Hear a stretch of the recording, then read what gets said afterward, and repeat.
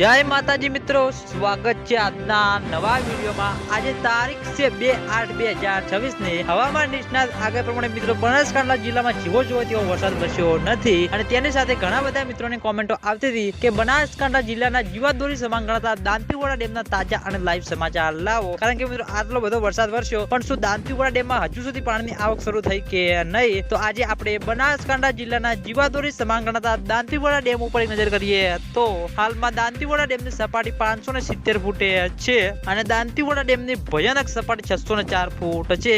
અત્યાર સુધીમાં દાંતીવાડા ડેમ 26.30% ભરાયેલો છે। ઘણા બધા મિત્રોની કોમેન્ટો આવતી હતી કે આટલો બધો વરસાદ વરસ્યો પણ હજુ સુધી દાંતીવાડા ડેમમાં નવા નીરનું આગમન થયું કે નહીં, તો મિત્રો હજુ સુધી દાંતીવાડા ડેમમાં નવા નીરનું આગમન થયું નથી। બનાસકાંઠા જિલ્લામાં સારો એવો વરસાદ વરસ્યો છે અને ઉપરવાળી બનાસ નદીમાં પણ મિત્રો પાણીની આવક ચાલુ છે। તે પાણી મિત્રો હજુ સુધી દાંતીવાડા ડેમ સુધી આવ્યું નથી, એટલે ઘણા બધા મિત્રોની કોમેન્ટો આવતી હતી કે બનાસ નદીમાં જે પાણી છે તે દાંતીવાડા ડેમ સુધી પહોંચ્યું કે નહીં, તો મિત્રો હજુ સુધી દાંતીવાડા ડેમ સુધી પહોંચ્યું નથી અને દાંતીવાડા ડેમમાં પાણીની આવક શરૂ થશે તો સૌથી પહેલા તમને બધાને આ ચેનલ દ્વારા વિડીયો બનાવીને જાણ કરવામાં આવશે। એટલે તમે બધા અમારી ચેનલ ઉપર નવા હોય તો વિડીયોને લાઈક કરી દેજો, કોમેન્ટ કરી દેજો અને ચેનલને સબસ્ક્રાઇબ પણ કરી દેજો। તો મિત્રો જય માતાજી।